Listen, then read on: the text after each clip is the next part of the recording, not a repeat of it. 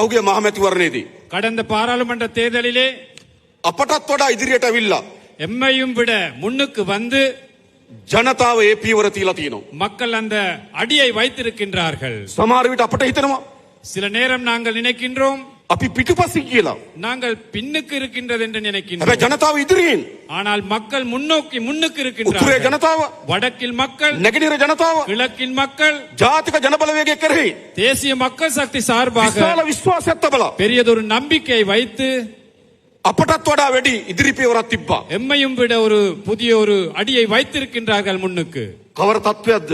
என்ன மாதிரி ஒரு நிலைமை. අපි උතුරත් එක්ක දේශපාලන කළා තියෙන ඉතා අඩුවෙන්.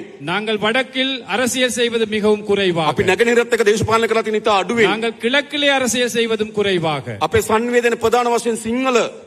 எமது ஊடகம் வந்து சிங்கள மொழி. අපි දෙමළෙන් ඉතා අඩුවෙන් සංවේදනයක් තියෙන්නේ. நாங்கள் தமிழ் மொழியிலே மிகவும் சிறிய அளவிலே தான் හැබැයි ஈடுபடுகின்றோம். උතුරේ ஆனால் வடக்கிலே පාරම්පරික දේශපාලන ව්‍යාපාර, பாரம்பரிய அரசியல் இயக்கங்கள், පාරම්පරික නායකයින් பாரம்பரிய தலைவர்கள் ඒ ඔක්කොම ප්‍රතික්ෂේප කරලා அவர்கள் அனைவரையும் நிராகரித்து අප කෙරෙහි විශ්වාසය තැබීමෙන් පෙන්눔 කරන්නේ කුමක්ද?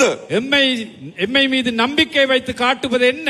ජාතික සමගිය අවශ්‍යතාවය. தேசிய ஒற்றுமையின் தேவையை.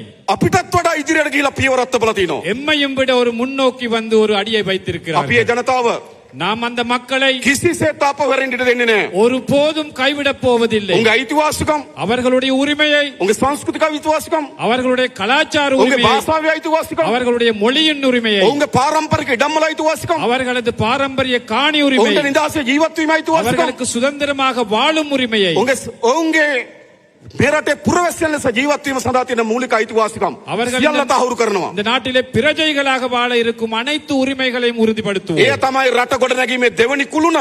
அதுதான் நாட்டை கட்டியெழுப்பு இரண்டாவது தூண். ඒ නැතුව அது இல்லாமல் අපේ රට ගොඩනැගීම පිළිබඳව எமது நாட்டை கட்டியெழுப்புவது தொடர்பாக සිතා බලන්නවත් බෑ. நினைத்து கூட பார்க்க முடியாது. පැරණි දේශපාලනය මොකද්ද? பழைய அரசியல் என்பது என்ன? බෙදපු දේශපාලනය, பிரித்த அரசியல், වෙන් කරපු දේශපාලනය. பிரிவினைவாத அரசியல். ලංකාවේ පළමු වතාවට இலங்கையின் முதற் தடவையாக ජයග්‍රහණය කරලා තිබෙනවා. வெற்றியை நாங்கள் එකතු அடைந்திருக்கின்றோம். කරන දේශපාලනය. எல்லாருமே ஒன்றிணைத்த வெற்றி උතුරේ அடைந்திருக்கிறோம். ජනයාද, வடக்கில் மக்கள், නැගෙනහිර ජනතාවද, கிழக்கின் மக்கள், දකුණේ ජනතාවද தெற்பகுதி மக்கள் එකම අදහසකින් යුතුව, எல்லாருமே ஒரே நோக்கத்துடன், එකම ව්‍යාපාරයක් කොට, ஒரே இயக்கத்துடன், එකම විශ්වාසයෙන් යුතුව ஒரே நம்பிக்கையுடன் පෙළ ගැහිලා තිබීම அணிதிரள்வு இருப்பது අපිට අත්‍යවශ්‍ය අත්විවරමක්. எங்களுக்கு අත්විවරම அத்தியாவசியமான අපි ගොඩනගා அத்திவாரமாகும். තියෙනවා. அந்த அத்திவாரத்தை நாங்கள் பெற்றுக் ඒව கொண்டுள்ளோம். තමයි මැනීම්, இதுதான் அளவுகோல்கள், ඒව තමයි පරිවර්තනයන්, இவைதான் பரிவர்த்தனைகள், ඒව තමයි අපි අත්පත් කරගන්න ජයග්‍රහණයන්. இவைதான் நாங்கள் பெற்றுக் கொண்டிருக்கும் ඒ வெற்றிகள். අත්‍යවශ්‍ය පියවරක් அவை முக்கியமான